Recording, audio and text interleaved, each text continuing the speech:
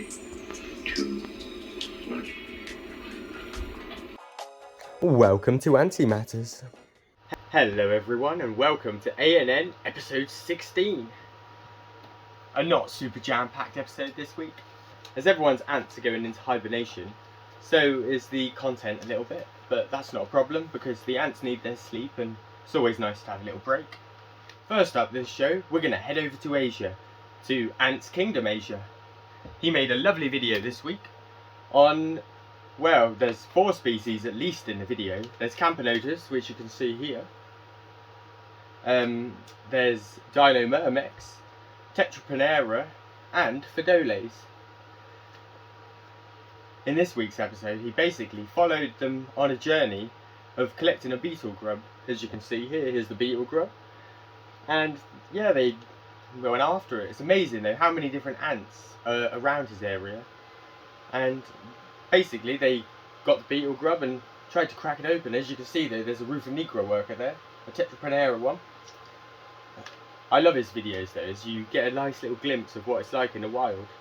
There's so many ant species kind of cohabit the same area. On to the next video. So, no, that's not the right one. Oh. Okay, I gotta figure this out. Here we are. Let's see what we get next.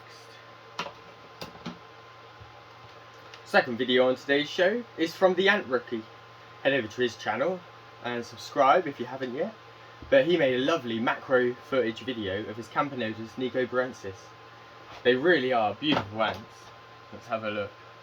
Here we go. As you can see, they're lovely yellow bands with the blackness. I love the look of them. Personally, I don't want some because they're really fast growing and you can have a really big colony in no time at all. And I haven't got the space. I wish I did though, because I would like some one day. And a lot of people have got really big Camponotus nicobarensis colonies out there. I know some of you watching might have some. Let's get on to the next bad boy. Here we go, what's the lucky dip? I have no idea what order any of these videos are actually in, so it is lucky dip. Okay, come here little mouse, there we are. Ah, the next video. This is from Antscon over in France. It looks like they had an ant convention over there, which is always great. I love it when the community gets together, and I've been to Antscon and I had a great time just talking about ants for however many hours long it was. And I could have talked to ants for days. They're excellent though, getting a load of ant people together. As you can see here though, they had beautiful natural setups. Here's where it was. Well, yep. But yeah, a little ant convention sort of thing. Now on to the next video. Let's get it up. Find the mouse. There we are. What have we got? So what we're looking at here, which is really interesting. I'm not sure what species, but they could be what's their names? Nah, they're not Tetramorin bicarinatum, I don't think. They could be. I'm just obsessed with Tetramorin bicarinatum. But yeah, what you can see is you got the drones here, and they're actually trying to mate with the elate pupae. I'm not sure really 100% what's going on and if it works, but you never know, they could be fertilized. So yeah, onto something a little bit less triple X. Where's that little pointy boy going? Oh, come here mouse. Oh, it's technology. I really don't have a mouse mat here. This will do though. Here we are. So, over at Ant Channel Japan, he made a lovely video this week all about metal nests. As you can see here, this is a pretty much completely metal nest, except for the glass or perspex, which I think is great. Look how beautiful it is. Some of the bonuses I'd say with a metal nest is they'd conduct the heat better, so if you have them on a heat mat you can guarantee that the top of the nest will still be quite warm as long as the bottom of the nest is in contact with the heat mat. You could run the risk of cooking things, but as long as you keep an eye on the heat though, they'd be really good. And look how aesthetically pleasing they are. Love them. So on to our next video. Just going to put the mouse here on the paper. Oh, there it is. Oh, lovely, look at this. you might be able to tell who this is already by the HD-ness.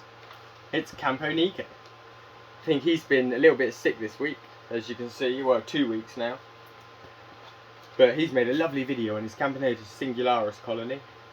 They seem really strong, and I really do love these singularis. They're such like furry, slim, but massive ants at the same time, and they look elegant.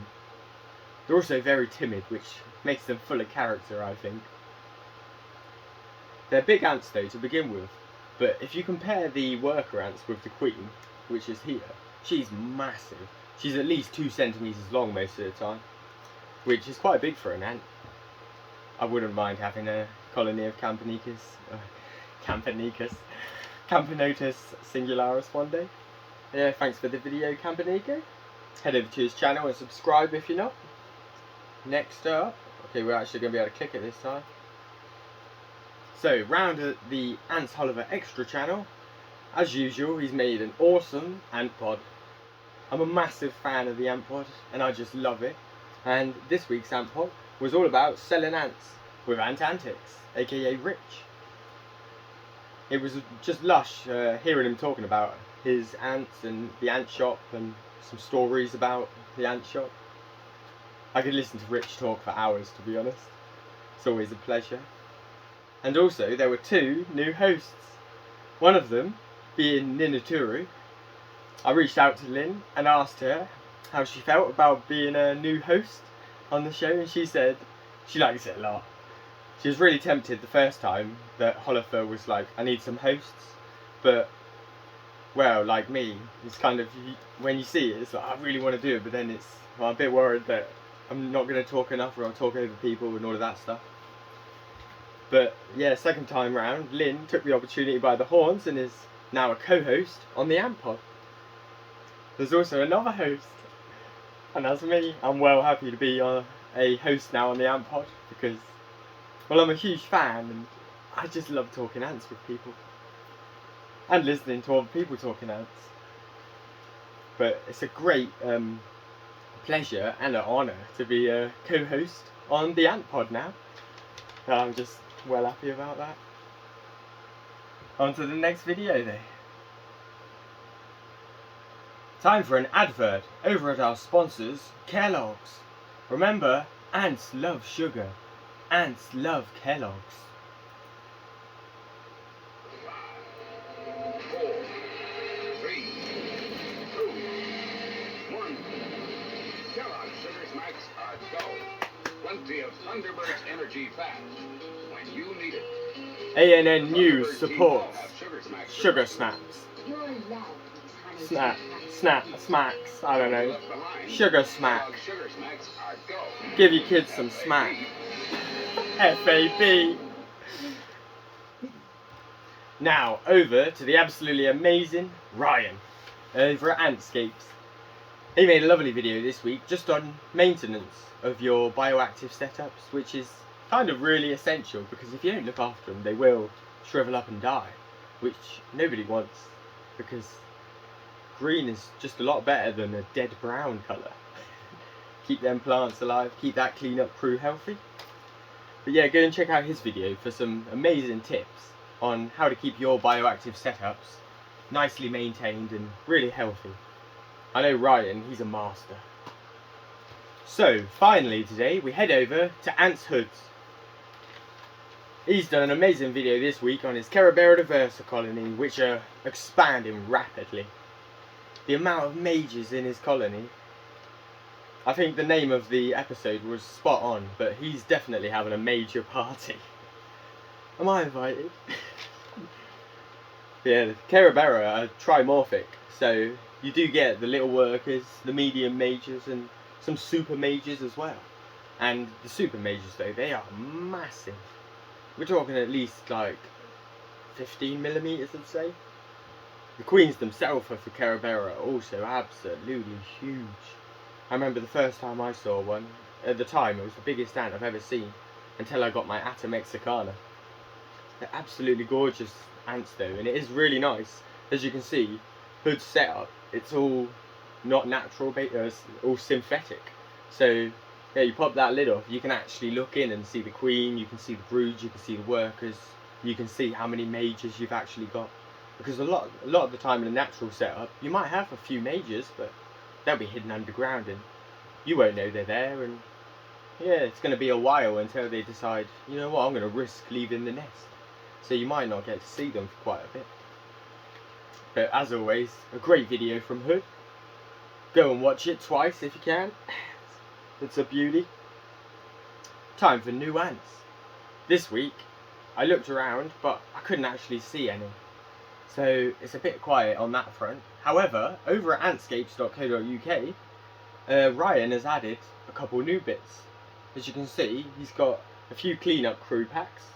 Basically, you got this one's got woodlice in it, this one's got woodlice and the millipedes in it, and this one's got woodlice, millipedes, and these crystal glossy woodlice. They're really pretty.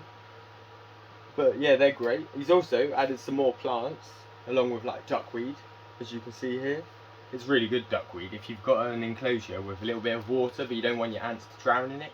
If you go and look at Antscape's videos and find his trapjaw paludarium, he uses duckweed to stop them falling into the water at the bottom.